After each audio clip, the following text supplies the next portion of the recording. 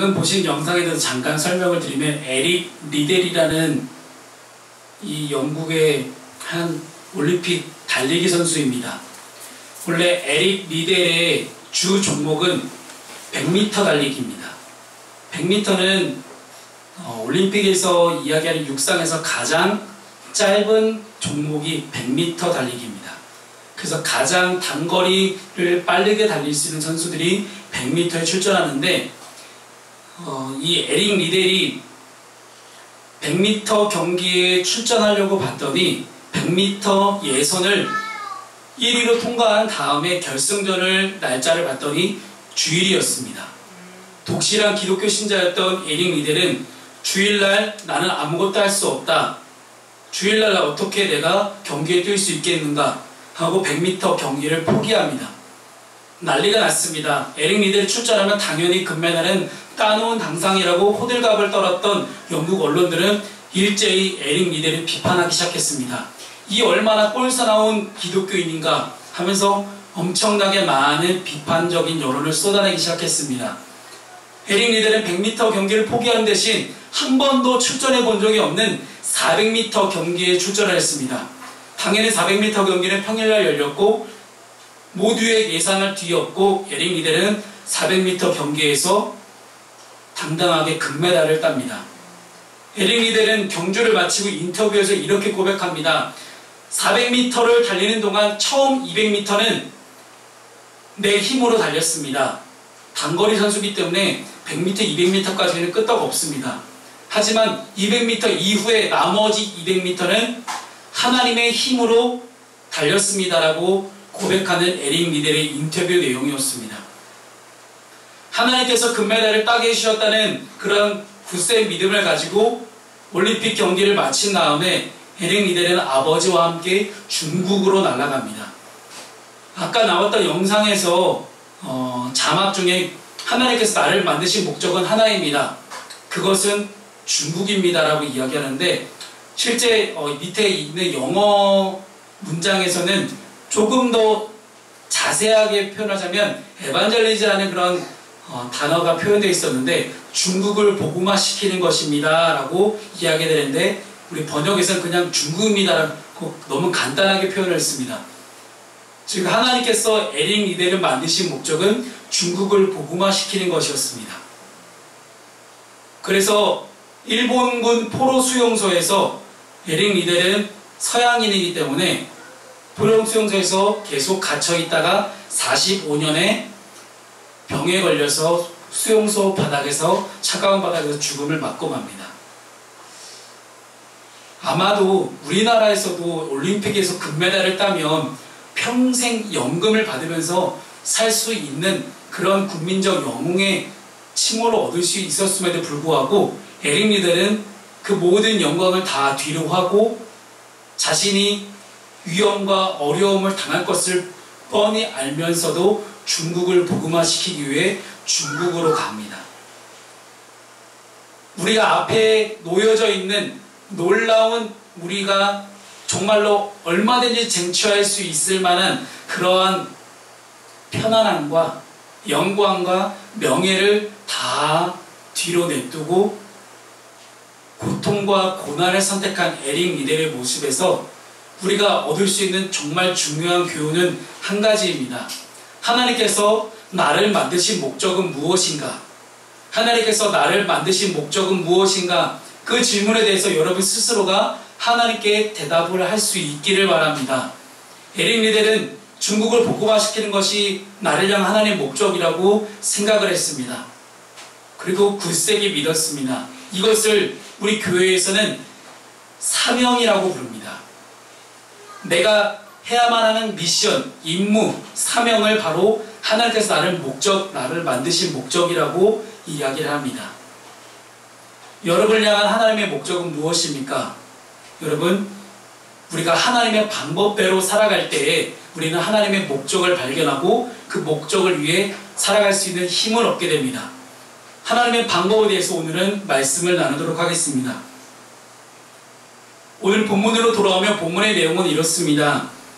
이스라엘에서 여호와의 언약궤를 블레셋이라는 다른 민족에게 빼앗깁니다.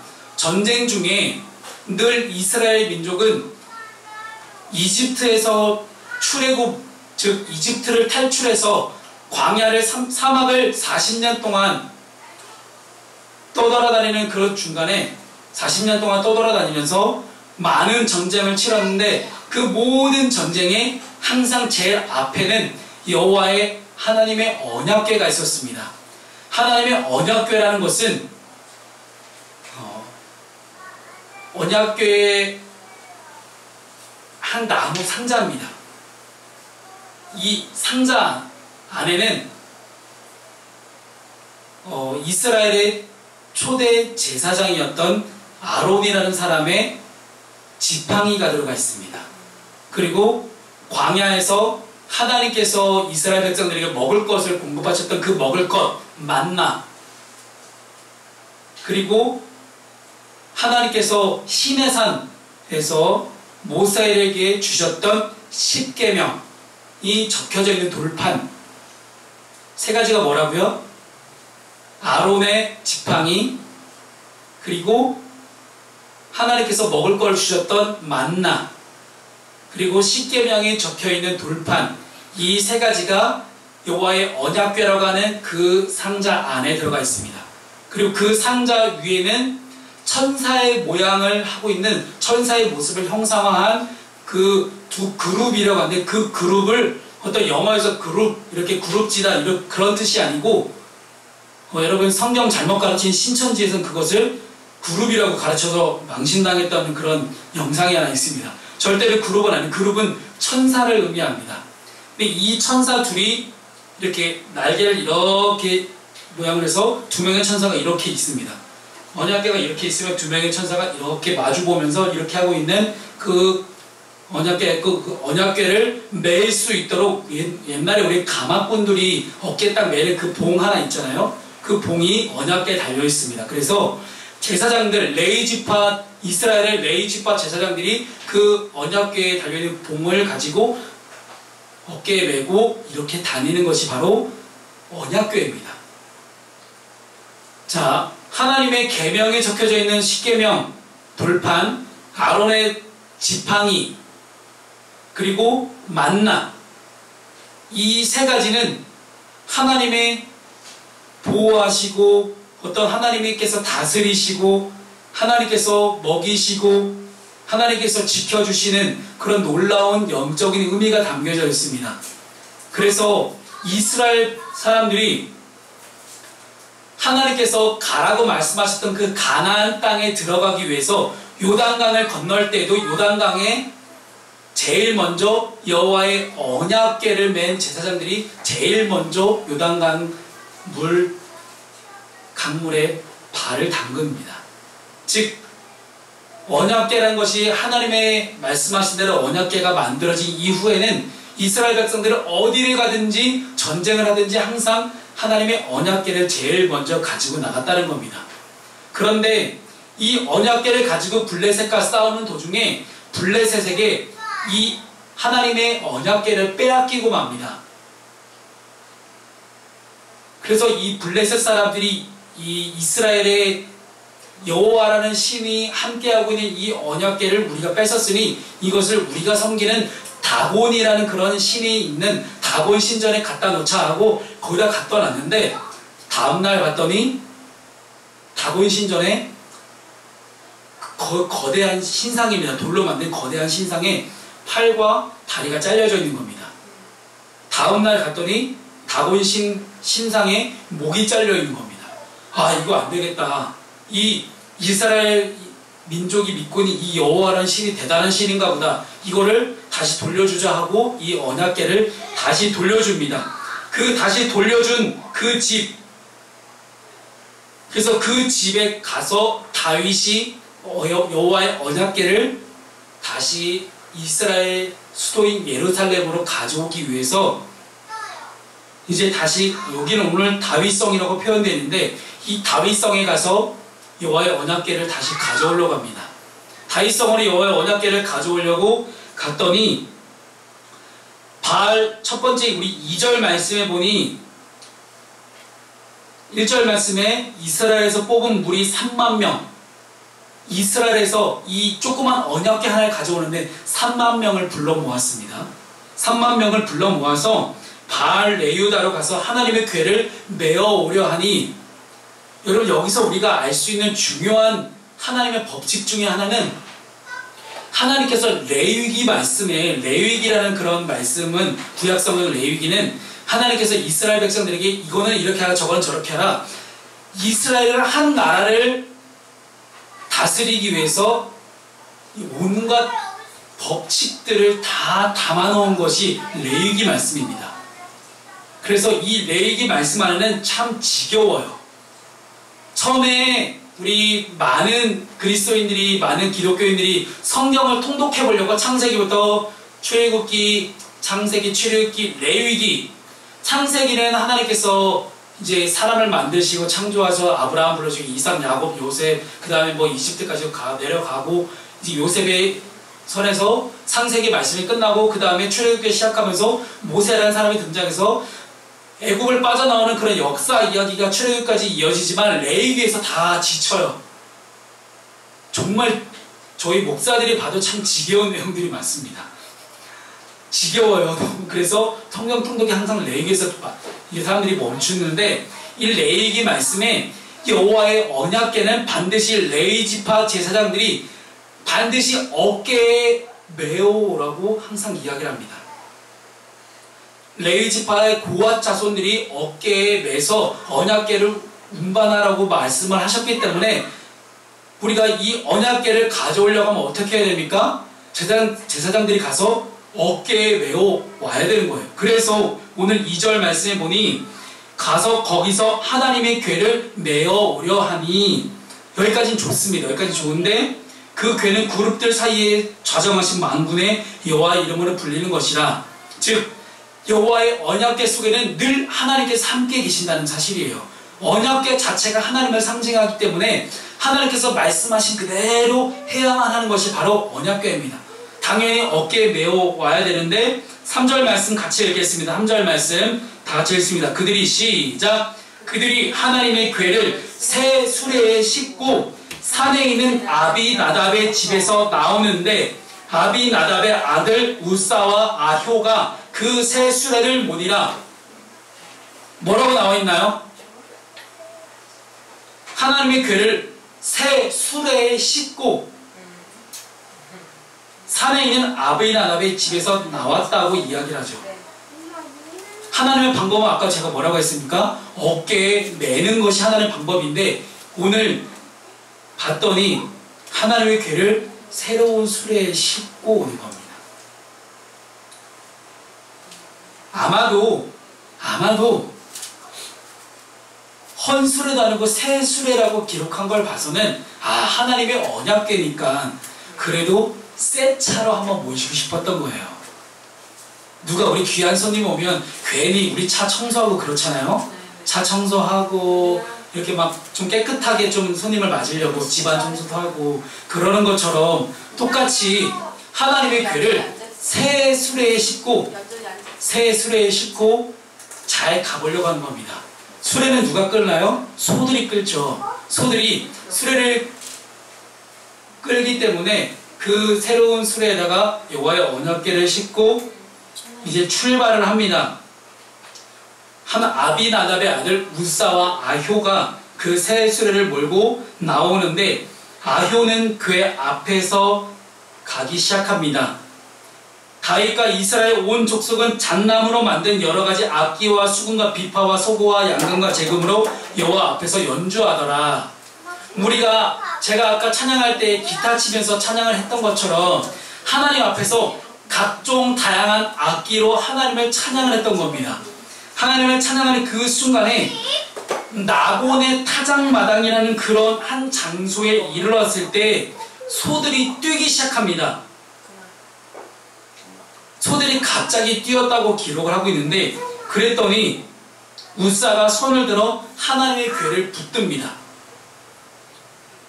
그런데 여러분, 정말 중요한 사실은 하나님의 언약궤는 아무나 만질 수가 없습니다. 오직 하나님께서 지정하신 제사장들만 만질 수 있는 이 언약궤를 뭇사가 궤를 붙들습니다. 그러자 여호와 하나님이 뭇사가 잘못함으로 말미암아 진노하사 화가 나셔서 그를 그곳에서 치시니 그가 거기 하나님의 궤 곁에서 죽으니라. 사무엘 하에는 그냥 하나님께서 그를 치셨다고만 이렇게 표현하고 있지만 실제로 이것을 기록하고는 원어 히브리어를 살펴보면 사람을 찢어 죽였다고 돼 있어요.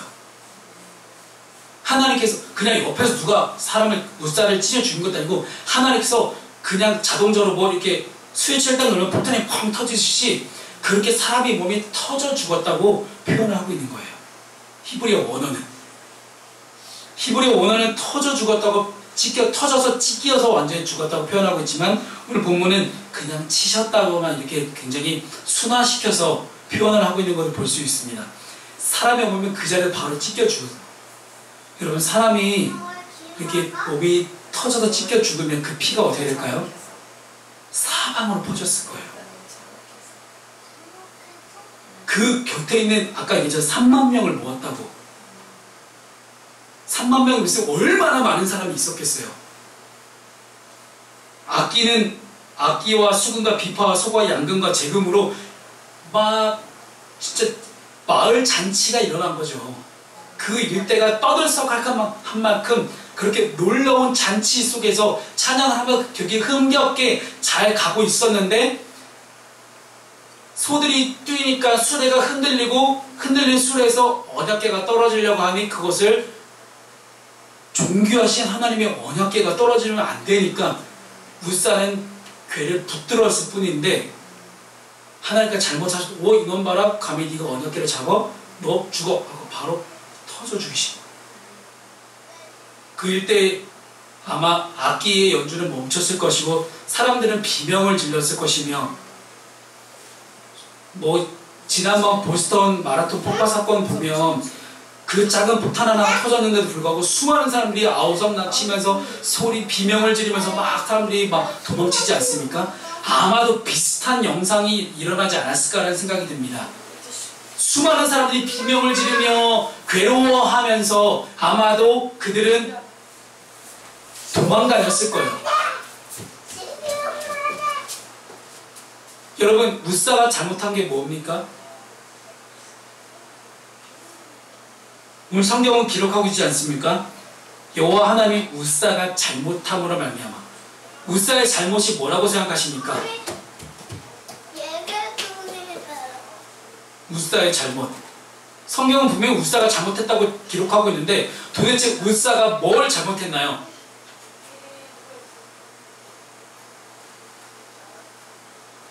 뭇사가 정말 잘못한 것은 하나님의 방법대로 살지 않은 것입니다. 뭇사의 잘못은 하나님의 방법대로 살지 않은 것이 뭇사의 첫 번째 잘못이었습니다. 하나님께서는 분명히 하나님의 언약궤를 어깨에 매라고 말씀하셨는데 불구하고 그들은 그들 마음대로 새 수레에 실어버립니다. 물론 인간적으로 봤을 때는 인간적인 생각 가운데서는 어깨에 메고 가는 것보다 이렇게 우리가 이번에 새로운 수레를 우리가 한번 구입했습니다. 그 당시에는 수레가 자동차니까요. 우리가 새 차를 샀으니까 하나님의 존귀하신 언약궤를 우리가 새 차에다가 한번 모시겠습니다. 손바닥 비비면서 하나님 우리가 새 차 샀으니 새 차에다 하나님 모실게요 하면서 하나님을 이렇게 했을 거예요. 근데 하나님은 그게 잘못됐다고 말씀하시는 거죠. 왜? 하나님의 방법은 새 차, 좋은 차 타는 게 하나님 원하시는 게 아니라 그저 사람의 어깨에 매여 있는 것이 하나님의 뜻이자 하나님의 방법이었습니다. 그렇다면 하나님의 방법대로 살아야 되는데 왜 인간이 자기 마음대로 자기의 옳은 대로 자기 생각이 옳다고 생각하는 그대로 뭇사를 했던 것입니다. 우리가 인생을 살아가면서 우리는 우리 살고 싶은 대로 살아갑니다. 내가 하고 싶은 대로, 내가 원하는 대로.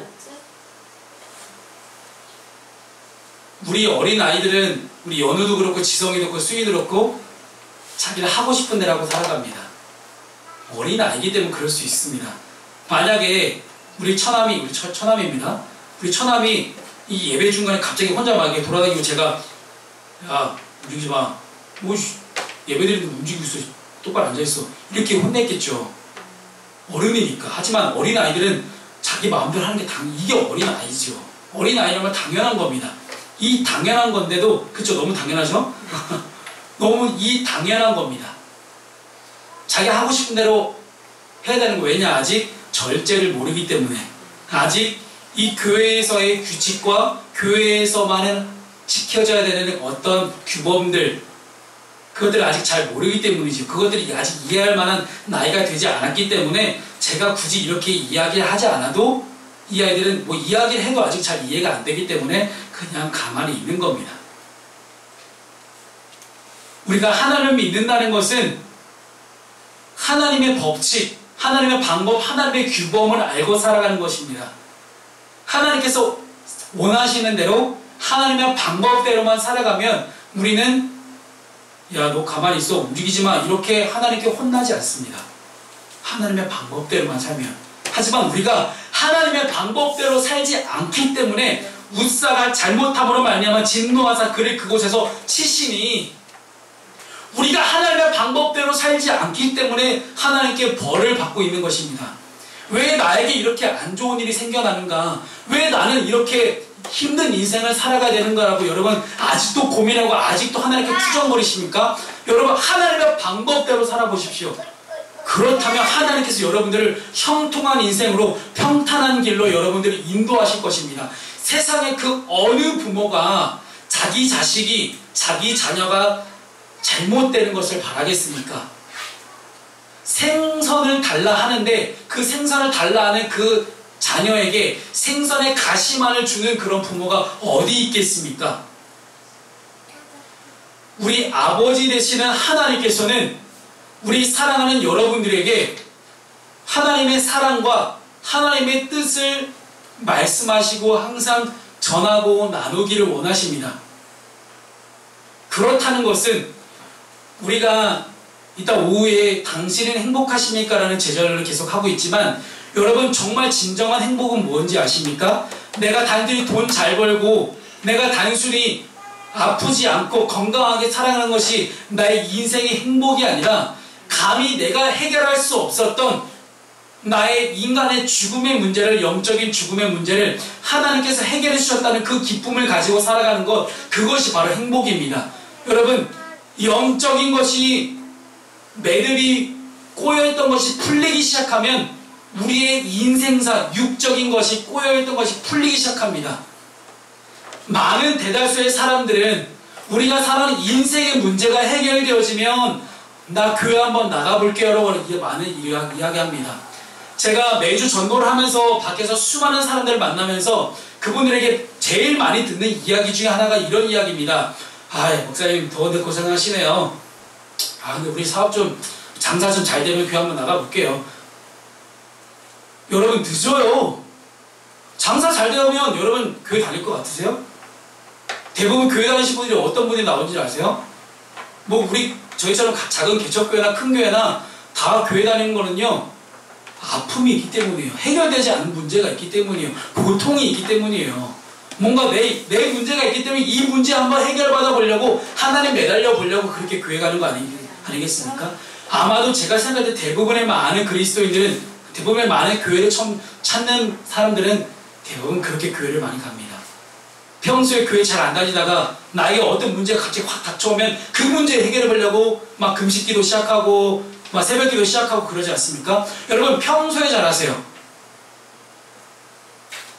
평소에 연락 한 번도 안 하다가 갑자기 자기 돈 떨어지면 연락해오는 친구 혹시 있으십니까? 그런 친구 여러분 진정한 친구 아닙니다. 평소에 연락 잘하는 친구가 진짜 친구입니다. 그리고 평소에 연락 잘하는 친구가 내가 어려울 때 내 곁에 남아있을 수 있는 그런 친구입니다. 여러분 평소에 잘하는 친구가 진짜 친구라면 우리의 친구 대신 우리의 아버지 대신 하나님께는요, 여러분 평소에 잘하셔야 됩니다. 내가 어려울 때 하나님 이 어려움을 한번 해결해 보려고 하나님 붙들고 시작한다. 너무 여러분 연락 한 번도 안 하다가 갑자기 연락하는 그 친구처럼 너무 얄밉지 않으세요? 왜 하나님께는 여러분 똑같은 사람의 마음을 품지 않으십니까? 사랑하는 우리 프론스교회 성도 여러분, 하나님의 방법대로 사시는 여러분 되길 바랍니다. 우리 옆에 있는 사람과 함께 인사해볼까요? 하나님의 방법대로 삽시다. 시작! 하나님의 방법대로 삽시다. 생겼네. 왜 인사만 하세요? 목에 천왕. 하나님 방법대로 삽시다. 다시 한번 우리 말 입술을 열고 다시 한번 인사합니다. 하나님 방법대로 삽시다. 시작! 자, 그게. 삽시다 말고 하나님의 방법대로 삽시다. 시작! 하나님의 방법대로 삽시다. 여러분, 하나님 방법대로 살아야만 우리가 하나님께서 진노하사 우살에 치시네라는 그런 어려움을 우리는 벗어날 수가 있습니다. 여러분, 아직도 인생 문제가 해결되지 않으십니까? 아직도 여러 가지 문제들 가운데 고민하고 계십니까? 하나님 방법대로 살아보시기 바랍니다. 그럴 때 영적인 문제가 풀려질 그 순간 나의 인생의 모든 육적인 문제들이 해결되어지는 놀라운 것들을 경험하기 시작하십니다. 여러분, 10절 말씀에 보니, 아니 9절 말씀에 보니 다윗이 그날에 여호와를 두려워하여 이르되 여호와의 궤가 어찌 내게로 오리요 하고 다윗이 여호와의 궤를 옮겨 다윗성 자기에게로 메어가기를 즐겨하지 아니하고 가드 사람 오베데돔의 집으로 메어간지라 라고 이제 수레에 싣고 옮기다가 난리가 났으니 오베데돔의 집으로 메어간지라 잘못된 걸 깨달았던 거죠. 여러분, 다윗왕은 분명히 그 언약궤를 메어 오려고 갔다가 새 수레에 싣고 나오는 걸 봤어요. 그렇다면 여러분, 진정한 리더라면, 진짜 지도자라면 잘못된 것을 바로 잡아주고 잘못된 것을 지적할 수 있었어야 되는데 다윗왕은 가만히 있었습니다. 새 수레 싣고 나와서 나고는 타작마당까지 오는 그 동안에 아무런 말도 없이 다윗은 그저 가만히 있었습니다. 여기서 우리는 어떤 지도자를 만나야 하는가가 참 중요하다는 걸 사실 깨닫게 됩니다. 다윗은 나중에 깨달았습니다. 아, 내가 하나님 방법대로 살지 않으니 이렇게 두려워할 수밖에 없구나. 9절 말씀해 보시면 그날의 여호와를 두려워하여, 그 전까지는 다윗이 모든 전쟁에 승리하고 사울왕이 잘못됐던 그 모든 것들을 다 뒤집어 엎으면서 이스라엘의 이 두 번째 왕으로 등극해서 승승장구하면서 잘 먹고 잘 살 수 있는 그런 다윗왕의 시대가 열렸습니다. 내가 잘 먹고 내가 잘 살게 되니까 아까 속된 말로 이 장사하시는 분들이 장사가 잘 되기 시작하니까 어떻게 해요? 여호와를 두려워하지 않는 겁니다. 정말 다윗이 여호와 하나님을 생각하고 여호와 하나님을 두려워했다면 야, 안돼 수레에 싣고 나오면 안돼. 여호와의 언약궤는 제사장들이 어깨에 메우라고 분명히 하나님 말씀하셨어. 근데 절대 그러면 안 된다. 자, 빨리 내려. 제사장들 뭐해? 빨리 가서 어깨에 매. 이렇게 말을 했어야 되는 건데 다윗은 그저 수레를 싣고 나고는 타작마당까지 오는 그 긴 시간 동안 그저 가만히 있었습니다. 그저 3만 명이나 끌고 와서, 사람을 3만 명이나 끌고 와서, 야, 드디어 우리 언약궤가 사울왕이 뺏겼던 언약궤를 내가 드디어 찾아온다. 아마 기뻤을 거예요. 1대 왕이었던 사울이 뺏겼던 이 언약궤를 내가 되찾아오는 그 수많은 영광스러운 순간 가운데 수많은 악기들로 찬양하고 있고 막 성대한 잔치가 벌어지는 그 순간에 얼마나 기뻤겠습니까? 그것도 수레도 어떤 수레예요? 새 수레, 좋은 수레에다가 다 싣고 나오면서 이래서 이렇게 나오지 않았을까요?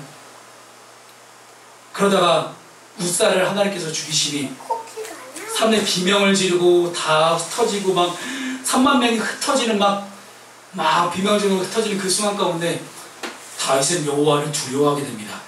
사랑하는 푸른숲 가족 여러분, 여호와를 두려워하십시오. 하나님을 두려워하십시오.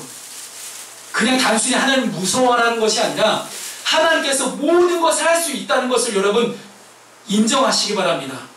우리가 인생을 살아가면서 오늘 하루 그저 그냥 살면 되겠지라고 생각한다면 여러분 하나님을 무시하고 살아가시는 겁니다. 다윗처럼 하나님을 무시할 수 있습니다. 여호와를 두려워한다는, 하나님을 두려워한다는 것은 우리가 늘 하나님을 생각하고 늘 하나님을 기억하고 우리가 늘 하나님의 손바닥 안에 있다는 것을 기억하면서 하나님께서 얼마든지 내 인생을 쥐락펴락 할 수 있다는 것을 내가 인정하는 거예요. 그것이 바로 하나님을 두려워한다는 뜻입니다. 다윗은 하나님의 방법을 알았습니다. 하지만 하나님의 방법대로 백성들이 살아갈 수 있도록 지도하지 않은 큰 죄를 지었습니다. 제가 볼 때는 다윗 왕이 죽었어야 되는 그런 사건이에요. 모든 공동체의 책임은 지도자에게 있습니다. 리더에게 있는데 이 다윗왕 리더는 책임을 지지 않았습니다. 끝까지 책임을 회피하면서 가댓 사람 오베데돔의 집으로 그냥 여호와의 언약궤를 보내버립니다. 이후에 말씀이 어떤 말씀 나온지 아세요? 하나님께서 언약궤가 있는 가댓 사람 오베데돔의 집에 엄청난 축복을 부어주십니다. 성경에서 부어진 축복은요, 한번 축복을 기록하기 시작하면 진짜 어마어마한 축복을 부어주십니다. 하나님이 오베데돔과 함께 하시니까 놀라운 축복이 오베데돔에게 함께하고 있습니다. 여러분, 하나님의 방법대로 하나님과 함께 하십시오. 놀라운 축복이 여러분의 삶 가운데, 여러분의 가정 가운데 함께 하실 것입니다. 저는 언젠간 우리 두 분의 우리 남편분들도 예수님 믿게 되기를 소망합니다.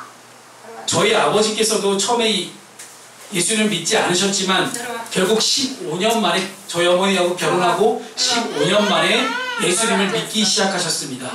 여러분, 가정이 온 가족이 예수를 믿기 시작하면 정말 놀라운 축복이 그 가정 가운데 임하기 시작합니다.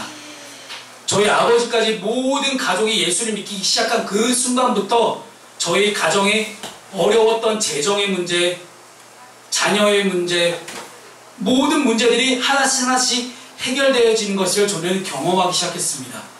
여러분, 하나님의 축복, 하나님의 형통하심, 하나님의 인도하심을 경험하고 싶으십니까? 하나님을 두려워하며 하나님의 방법대로 살아가시는 저와 여러분 되기를 소망합니다. 그랬을 때 놀라운 하나님의 축복이 여러분과 함께 하실 것입니다. 말씀을 마치겠습니다. 하나님의 방법은 절대 어렵지 않습니다. 그저 하나님께서 말씀하신 그대로만 살아가면 우리는 하나님의 방법대로 살아가는 것입니다. 절대 어렵지 않습니다. 너무나 간단합니다. 우리가 함께 읽었던 이 성경 말씀 가운데 하나님의 방법은 다 기록되어져 있습니다. 여러분, 성경을 읽으십시오. 기도하십시오. 하나님의 방법대로 사십시오. 그러면 여러분, 이제는 힘들고 어려웠던 인생이 아니라 하나님께서 인도하시는 인생. 여러분, 제가 힘들고 어려웠던 인생이 말끔하게 해결된다고 말씀드리지는 못하겠습니다. 하나님 믿어도 힘들 수 있습니다. 하나님 믿어도 고난이 올 수 있습니다. 하지만 하나님을 믿으면서 고난을 겪는 것과 하나님을 믿지 않으면서 고난을 겪는다는 것은 끝이, 과정이 너무나 다릅니다. 하나님을 믿지 않고 고난을 겪는다는 것은 도무지 돌파구가 보이지 않는 어려운 숙제를 우리는 해결해 나가고 있는 것입니다. 하지만 하나님을 믿으면서 고난을 받는 것은 그 고난을 하나님께서 주신 것이기 때문에 피할 길을 주시고 감당할 만한 고난만은 허락하신다는 것입니다. 여러분, 하나님 믿으면서 고난을 달게 받으시는 저와 여러분 되기를 소망합니다. 아멘 안 하시는군요. 고난받기 싫으신 거죠, 그죠? 우리 이 시간에 찬송 우리